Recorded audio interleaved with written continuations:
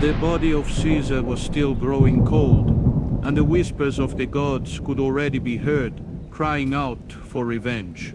Rome was no longer the same. The heart of the empire had been pierced by hands that swore to protect it. Traitors or heroes? This doubt loomed like a thick fog over the soul of every citizen. The Senate was divided. Some celebrated in secret, while others feared the wrath of the heavens. Because when you betray an emperor touched by the gods, the punishment does not come from men. It comes from above, and it does not choose a moment to strike. This is not just the end of a man. It is the beginning of a hunt, a trial that transcends the boundaries of reason and plunges Rome into the darkest depths of its existence. Because the gods do not forget. The gods seek revenge.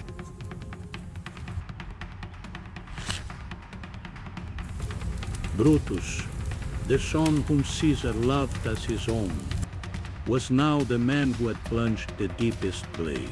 Marcus Junius Brutus and Gaius Cassius Longinus, sons of the old republic. They dreamed of freedom and feared the return of tyranny. To them, Caesar was not a savior. He was the harbinger of a king. They believed themselves to be heroes, liberators of a shamed Rome. But unlike the gods, men are not easily swayed by words alone. They expected acclaim. They received silence. They anticipated gratitude. They felt the weight of disdain. The people were not moved by speeches of nobility. The people wanted justice. Rome no longer wanted them. From illustrious senators, they had become outcasts. They hid their faces, as if already sensing their own fate. They fled to the east, where the last echoes of the old republic still breathed. There, they would seek gold, allies, and legions. With weapons and soldiers, they would try to forge a new destiny. But they knew that the shadow of Caesar marched with them, and that soon the justice of the heavens would catch up to them. Bled in silence. The body of Julius Caesar was taken to the heart of the city. There, before the people, an era came to an end, and another began, laden with hatred and fire. Rome bled in silence. The body of Julius Caesar was taken to the heart of the city. There, before the people, an era came to an end, and another began, laden with hatred and fire. He showed the torn tunic. He named each stab, and he looked into the eyes of the people, saying, "Those men, those whom you call senators, betrayed Rome, not Caesar." In moments, the people who hesitated became inflamed. The republic that Brutus dreamed of protecting was burning before his eyes. In the will, there was no resentment. There was generosity. Caesar had left part of his fortune to every Roman citizen, and he had named his heir a young man named Octavian. The people did not weep only for a man. They wept for a father, a hero, a god. On that day, Caesar was buried and Brutus was cursed. The image of the conspirators shattered in two. From liberators of tyranny, they became enemies of the fatherland, and the hunt, silent until then, began to roar. Rome no longer spoke his name with respect. The people had judged him, and their verdict was clear: Brutus was a traitor, and the Republic was a decaying corpse. From blood came silence, and in the silence, a dark alliance was forged. Mark Antony, the fiery general; Octavian, the cold and ambitious heir; Lepidus, the opportunist. Together, they sealed the deadliest pact since the founding of Rome. The second triumvirate was born.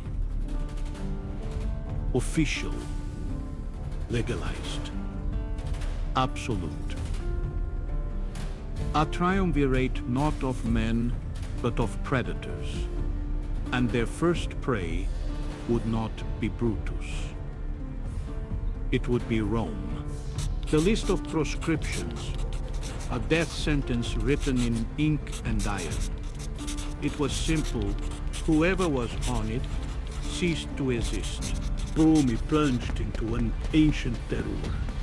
Paranoid, dirty. Brothers betrayed brothers. Fathers denounced sons. The names scratched off the walls became the epitaphs of the city. The past of the Republic was here a city with hammers and blades. Rome was no longer a city, it was a field of political extermination. The Union was one of convenience, not loyalty. Bishop D hoped that, in the end, only one would remain. And in the meantime, the corpses piled up like silent votes. Not even the wise were spared. Cicero, the greatest orator of the Republic, had his tongue torn out. Power now spoke only through swords. The city of the gods trembled. And amid shadows and corpses, one certainty grew. Caesar's vengeance was just beginning, and there would be no mercy. The time of politics had ended. The time of the blade had begun. The triumvirs, satiated with civil blood, turned their eyes to the east. There, Brutus and Cassius awaited them. At Philippi, the fate of the Republic would be sealed.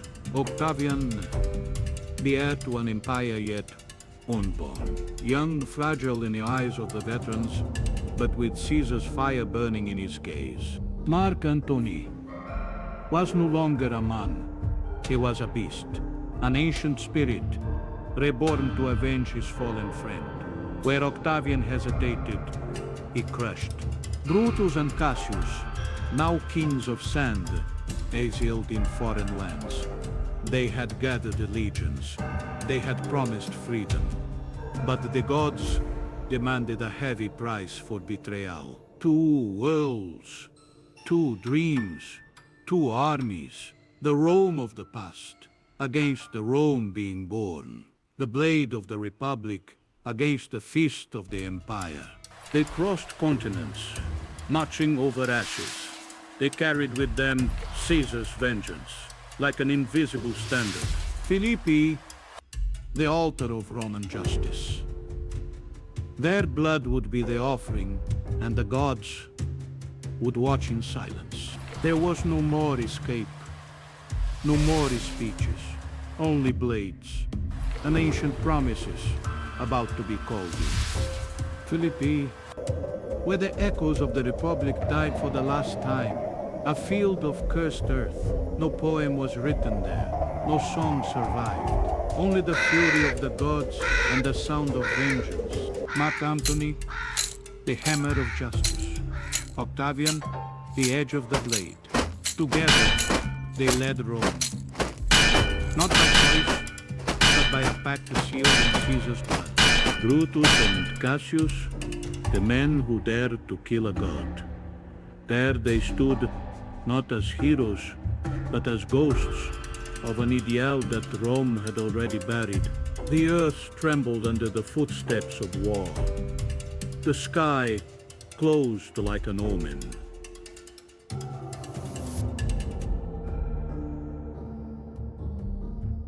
Philippi was the altar, and men, the sacrifices.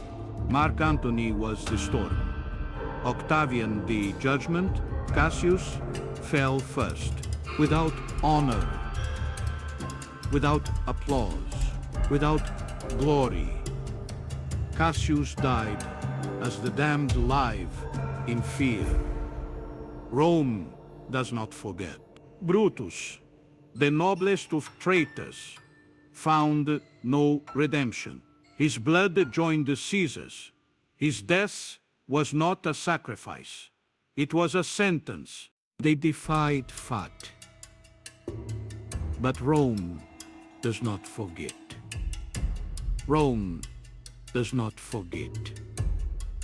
Rome does not forget.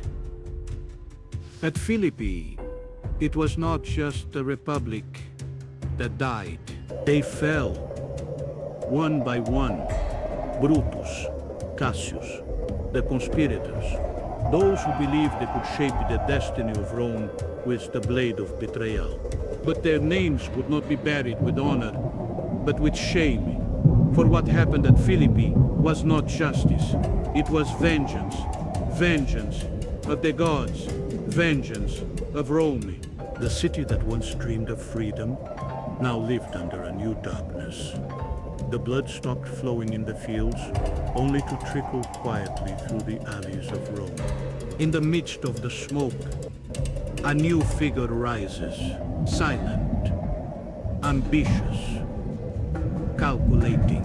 Octavian, the heir to the name and the empire. He does not shout. He does not threaten. He simply observes, for within him the spirit of an emperor already pulses. Those who laid hands on Caesar's flesh now lie beneath the earth. But the true war is yet to come.